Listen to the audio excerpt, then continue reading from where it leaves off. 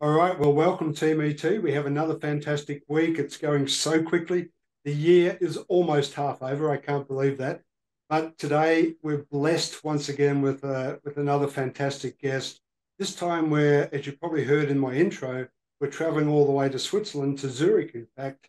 Um, a wonderful city, a beautiful location, part of the world. And we're going to be talking with a lady by the name of Hanna Herbst, and I pronounced it in my Australian accent, so I'll let Hanna correct that later. But um, Hanna, welcome to the ET project. It's really great to have you on board. Hi, Wayne. It's so nice to see you again. How are you doing today? Fantastic. So, for anyone that follows me, you may have seen that I was once a guest on Hanna's podcast. So, we're going to talk a little bit about Hanna's podcast later on in the episode. But yeah, look, I'm great, Hanna. Very busy, and we were just talking before we hit record, and I know you're also very busy. And I only learned today that you're a 15-month old mum. Instead of being Yes, having a yes, 15-year-old baby, you're a 15-month-old mum. So congratulations. yes. Thank you so much. So how are you coping with the workload and look being a fairly new mother? How is it all working out? It's actually working out quite well. And I think what works for me is that the work I'm doing is really in line with my purpose. So I find it inspirational. So also over the past number of years, I spent so much time thinking about what do I want to do, what is in line with my own values, my purpose. So now I do coaching, consulting, and the podcasting is still relatively new. And I really enjoy it. So I get so much energy out of it. And that really helps. So by the end of the day, when I'm only mom, then it's still so much fun. And then I still have time to work with, like, to have fun with the little one. And now he, like a number, like, now he's really walking faster, and Mm. it's so fun to see. And he can say, no, he's Now, fun.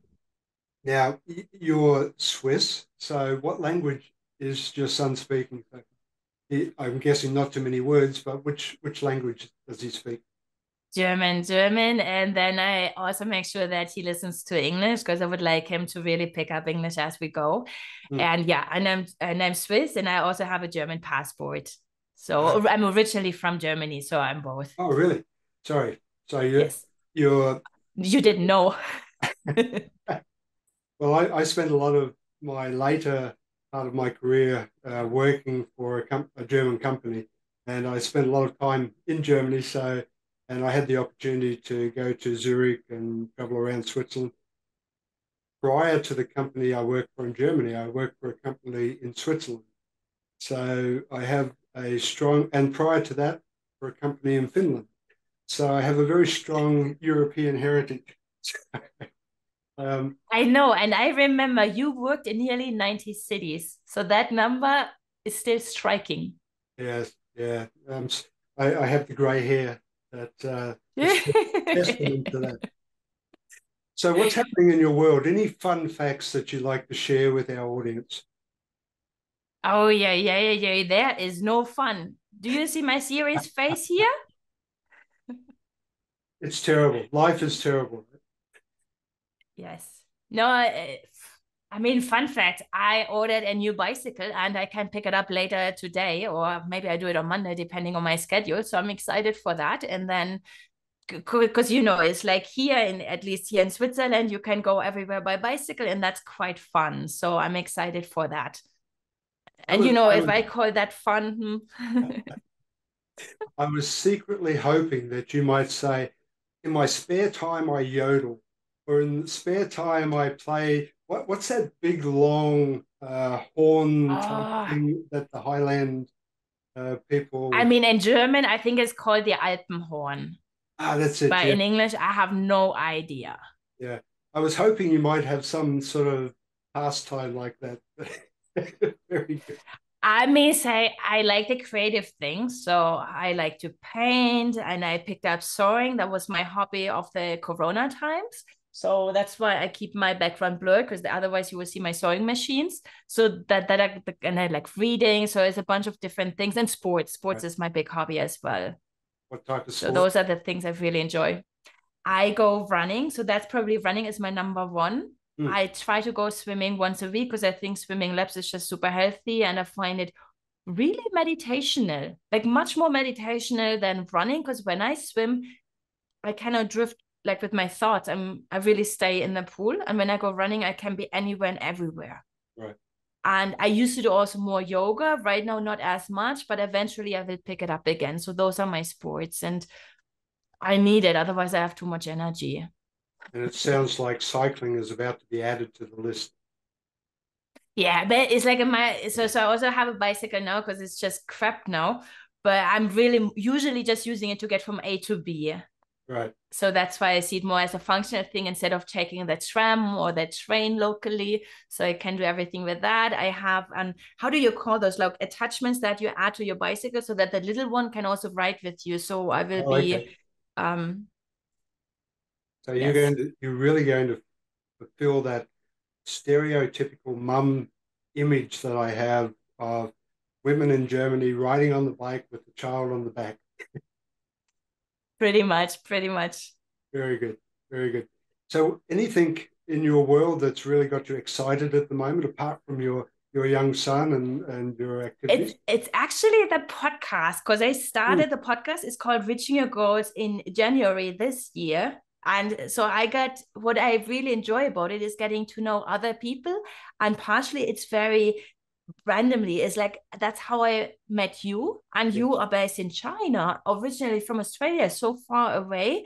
And we spoke, great connection.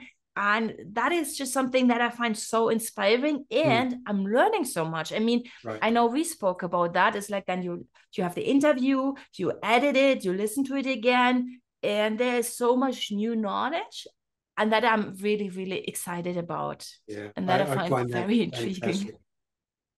Now, I Yes, heard that you studied at NYU Stern School of Business. yes, Congratulations. Very nice. thank you. So, did you travel over there or did you do it uh, virtually? Neither. Yeah. I actually is in when I was still in Germany, I did my first degree with Siemens. So I Mhm. was like on a scholarship program with them.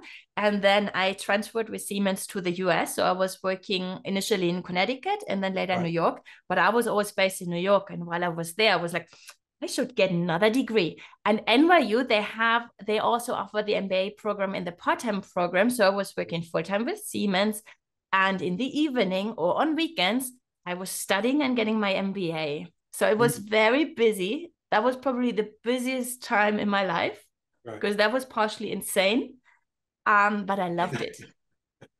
And the experience overall was incredible, I'm guessing. Yes, yes. So if you ask me what I'm really proud of, NYU and getting my MBA there is top of the list. And I Mm. think it will always be because it meant so much to me. Yeah. Yes. So let's dive a little bit into your career. So as you said, you've worked over in the US, you worked for Siemens, I think you worked for Procter and Gamble at one stage, etc. So what did you start doing and when did you get into the corporate space? What were you doing at the beginning? My first job that was then with Siemens back in the US. So I was a financial analyst in corporate procurement. Mm. And we were within what was cool is like we were within Siemens, one of the first groups that were doing um, auctions, like for selling within procurement to really actually to Yes. push price. So we were doing auctioning. So that was it was super interesting. I mean, it's a little bit mean towards the buyers, like if you really push, but that we did that. And from there, eventually I left the US and then I ended up in Procter and Gamble, and there I stayed within finance. But I was first working in healthcare, then I went to hair care, I went to baby care, and within Procter and Gamble, you rotate your finance job. So I was doing finance for new products. I did global planning. I did um, I did the what do we call it? It's like I did the finance support, like what are the promotions? How do we go in Right. the market? So a lot of those things. A lot of And analysis. within Procter and Gamble, yes. And within Procter, you also were supposed to do projects to really show that you're committed so that you get Mm. promoted. And I enjoy projects. And I was like, oh, I have the MBA. I like projects. Let me go into consulting. And first I was living in Geneva. And then with the consulting, I was like, oh, that's a nice time to move to Zurich. Mm. So I accepted a job for management consulting here in Zurich, moved here and started doing projects within finance, corporate finance, and did that for a few years. And I was like, I think there are more topics out there than finance. So I changed companies, did projects for innovation to really change my own or, you know, get to know more different topics and Right. enjoyed that. The thing was, we then also, or in that job, I was started working with startups, and I was like, "Ooh, startups, that's fun." So I figured I should found a startup. So I did that for a few years. I didn't fly. It was an online marketplace. So I learned again tremendous amount. Didn't fly. Corona buried it, and then I went back into project work, consulting, and I added the coaching Mm. to my portfolio. So I became a certified coach, and now I do that. It's like some days I do project work, the other days I do coaching. Was there ever like a morning that you woke up and said, you know, the corporate world just, it's great, but it's not enough. I want to do something different. Was there a transition point like that, or is it more subtle? There was. It's like I did a long-term project still within finance, and Mm. I found myself thinking like, oh, this is partially a waste of my time. That was really the thought I had. And Mm-hmm. then I ordered books that were about happiness, how to find your happiness, finding your Right. happiness within the corporate space. So I started reading about that, and that then triggered me to go into innovation Mm. because there was really this thought there should be more. I'm not enjoying it enough. Or maybe I learned everything I wanted to learn, so it's time to move on. Right. When you And talk it's about always when I get innovation, curious. I apologize. Please keep going. No, no, no, no. I was just No, going no, to no. But it's say, always when I get curious, yeah, I go and buy books and I read. And that's how, and I think you were saying something about innovation. yeah, no, I was just going to say, so when you talk about innovation, is that something that you bring into your work, or is just a personal trait that you have that you get curious and you like to become innovative, creative in doing different things, or is it something you bring and marry into the work as well? I think it's there. I think it's deeply ingrained. Probably that's why I also like the creative things. Like I Mm. like to create. I guess that's really part of me. That's why I like painting and I did pottery for many years, actually, not right now, but so the whole creating process, also working with my fingers to some degree, is something I enjoy so much. Right. And so creating is for sure there. And innovation, getting curious, yeah. Or for example, I give you a very simple example, and I think we also spoke about that before. For the podcasting, editing is a huge part of the whole thing. So I Mm. tried out now the AI. How can you use it? Do I think it's good? But there is always curiosity to learn. Yeah. Yeah. And I think the beauty about what we do is if we have that mindset, that open growth mindset, the world is such an such an oyster or an untapped resource that you never Yes. tire of, right? It's an incredible No. place. Yeah, And the fantastic. other thing I enjoy is like when you're curious, I don't know yet what will be in 5 years' time. Will I Mm. still do the same jobs with the same percentage split? I have no idea. And I find that exciting that I Right. just don't know yet. So that's an interesting transition point, and I'm going to use that segue. Thank you. Uh, You're because welcome. because listening to you say that, I know that you also are very strong on things like value, on your purpose, uh, on setting goals that drive you in that direction. So based on that freedom to think about, you're not sure what's coming, but you also like to know what your purpose is. So where do you sit? Like you have this So higher yes. So North Star. yeah. So in terms of purpose, I always say for me, it's making things happen with lots of energy, compassion, and a smile. So Mm, for me, it's really about helping other people, myself, just doing things. And that I've been doing for a number of years. right, I don't know yet if in 5 years' time will I do more project work to really help companies to drive their projects and get things done. right. Will I do more coaching and help more individuals? I don't know. But I know for sure that in terms of my goal, making things happen, that will stay with me. Because if it doesn't stay with me, I will be unhappy. Mm, And when I talk about goals, I link it very tightly to purpose. So thank you for bringing that up. Because the number one step, I feel we always need to ask ourselves, if we have a goal, is that goal linked to my North Star, to my purpose, to my why? Because it would be a shame to put in so much energy and effort and then going down the wrong direction. That would be yes, just a shame. absolutely. I also, so when I facilitate and develop leadership programs, I also put energy into making sure there's an alignment between values.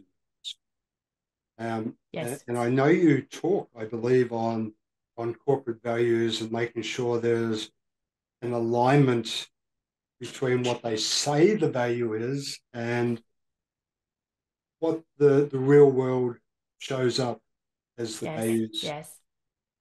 Where I mean, the do you funny, bring, yeah. sorry, please. No, no, you go.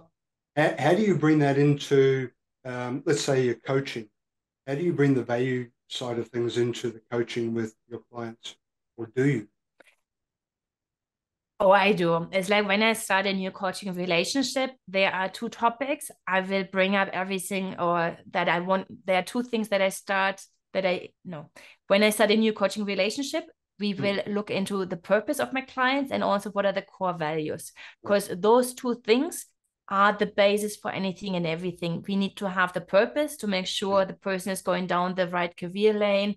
And for that part, and we need to have the right values or we need to understand what are the core values because otherwise if we do things that are not in line with our own values mm, we will get maybe potentially even depressed like it has an impact on mm. us Yeah. and say if I'm a team player and that is maybe a simple example it's like if team playing is my number one core value it's like I need to have this interaction with other people jointly we reach it and then I end up in a company where it's just about individuals and you are really fighting against each other I won't survive Mm, because that is so against me yes. that I'm like holy moly no and somebody else might be thriving in that environment so that's why, to me, that is really the basis because it helps.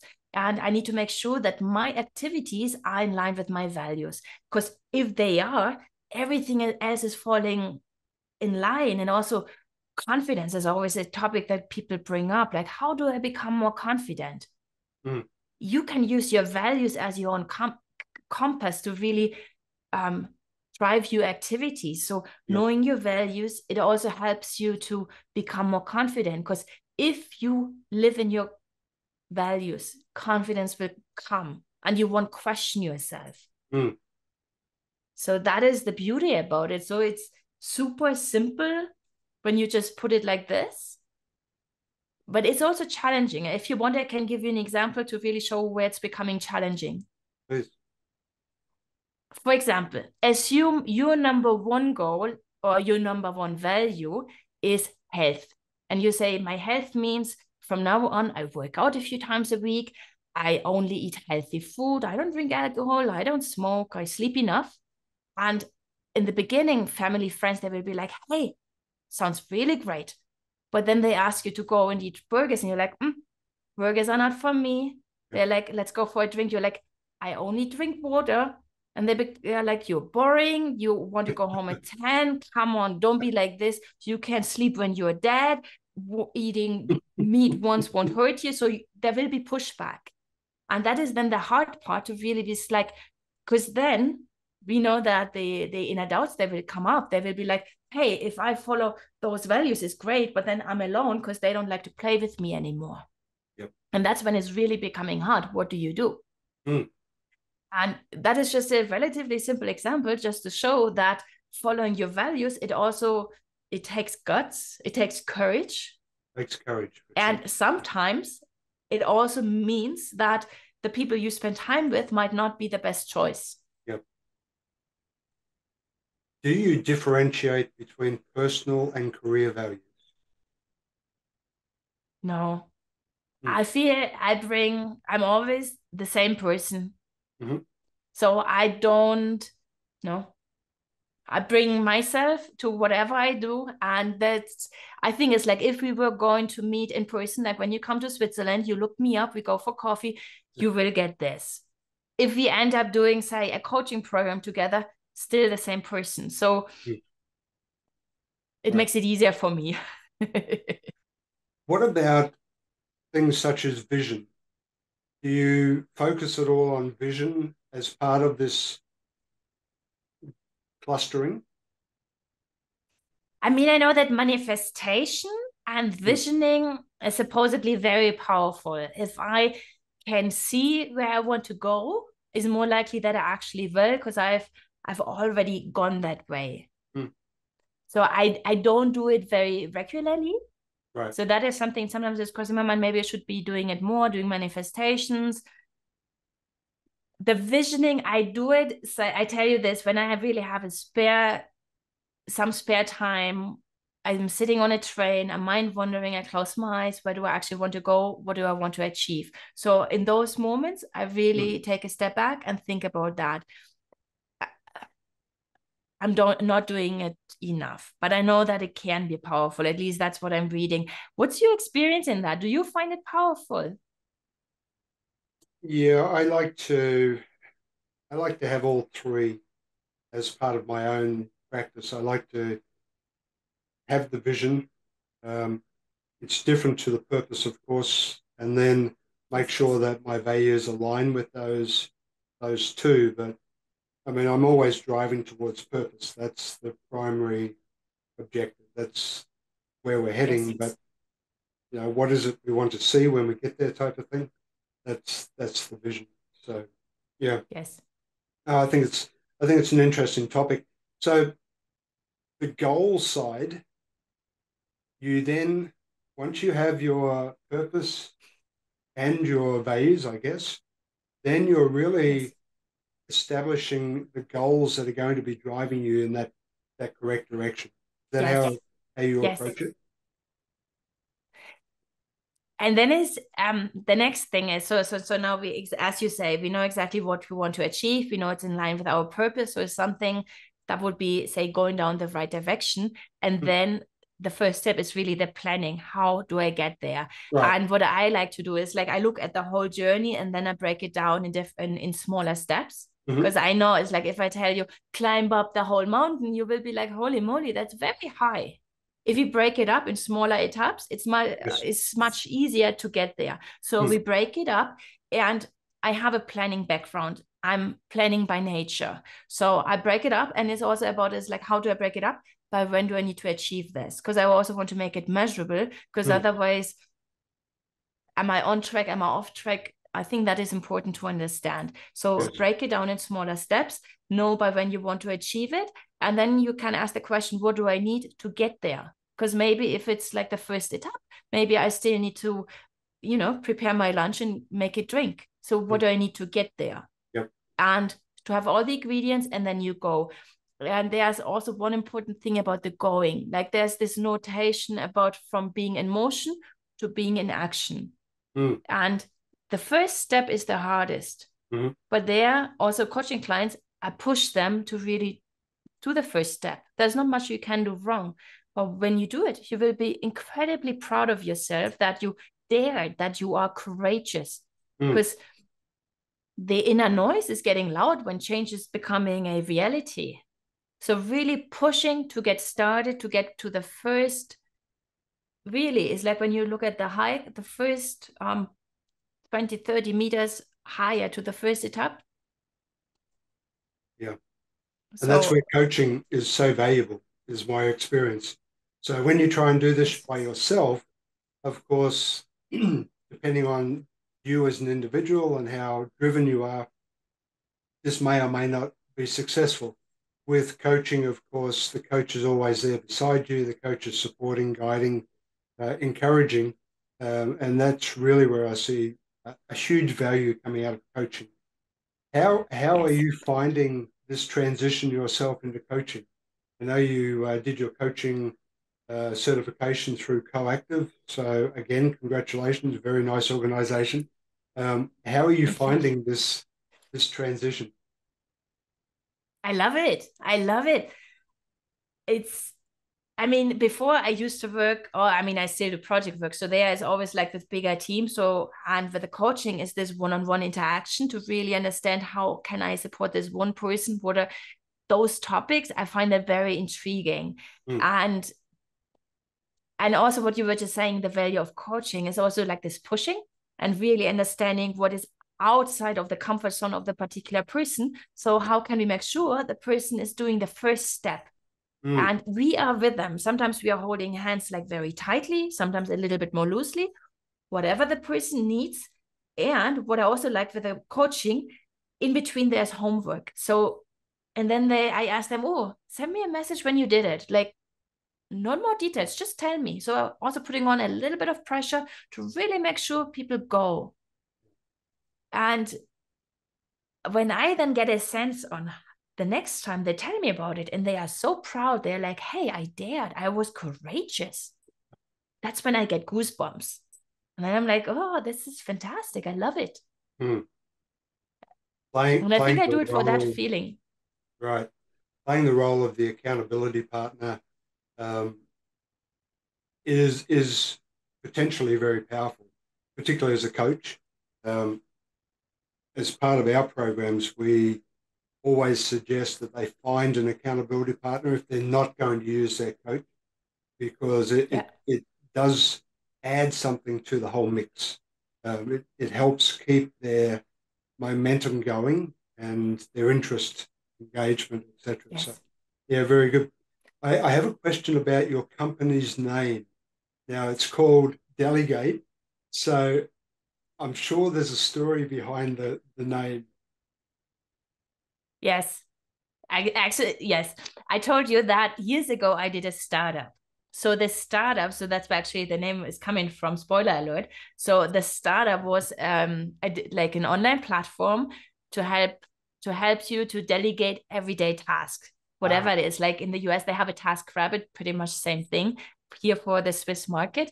And because there it's all about delegation. So I wanted to have a play on words about delegation. And mm, that's how I found Delegate. very good. And because I still had the company name, the company by itself, so I figured, Huh, you know what?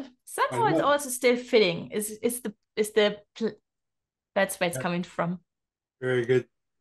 So, where do you see your own organization, your own business, and yourself moving in the years to come? Like, are you planning to now focus more heavily on the consulting and the coaching, and move in that direction, or what do you see as your future? I did a number of corporate trainings also last year and earlier this year. So that was all about, like, say, building trust or teamwork, whatever Mm, companies need. And I think that is something I would also like to develop more because right. so I would like to go more on the coaching on the softer side Mm, because the human factor is so important. And I have a feeling that companies value that more these days with because there is a shortage in people, so you need to really as a company be attractive to keep your people and to attract them. So offering that and making sure you get the maximum out of your employees, I feel is one of the key challenges companies face, and I think that's something where I can add more value. So I would like to focus more into that direction. right. And So yes. I'm always conscious of the time, and we're coming towards the end. But if we think about the things we've spoken about so far, is there anything we haven't touched on that you would really love to share with our listeners about the direction you're going, purpose, vision, values, goal setting, anything at all that you would like to share more on? The one thing I like to emphasize is I go back to the Nike commercial, just do it. If there's something you wonder about, get started, and even say if it's going down the wrong lane, if you only went 10 steps, it's easy to redirect. So I would encourage everybody and anybody, if there's something top of mind and you've been thinking about this for weeks and months, but you never started. Today is the day. And when you do it, tag Wayne, tag me, because we are here to be your accountability partners. And that I would like to just reinforce, push, try it, be courageous, because I know you guys can do it. I have a feeling about that. And if you want to hear more from me, link me on, you can always look up my podcast. It's called Reaching Your Goals. I think it's good fun. I have people like Wayne on. So yeah, good stuff. Very nice. I'm also happy to help in terms of coaching. And in addition to the podcast, where else can people find you? The best place is probably really my website. Is like www.vadelegate.com, because there I have information on the podcast, the coaching, consulting. So that's where I keep everything together. Otherwise, I'm actually only really active on LinkedIn. I mean, I also have Instagram, so there you would find it at Delegate or at Reaching Your Goals podcast. But main space for me where I'm a little bit active is on LinkedIn. Okay. We'll make sure we put that in the show notes so people can Thank you so much. Yeah. And what are you working on at the moment? Is there anything that you're working on? Have you got any books coming?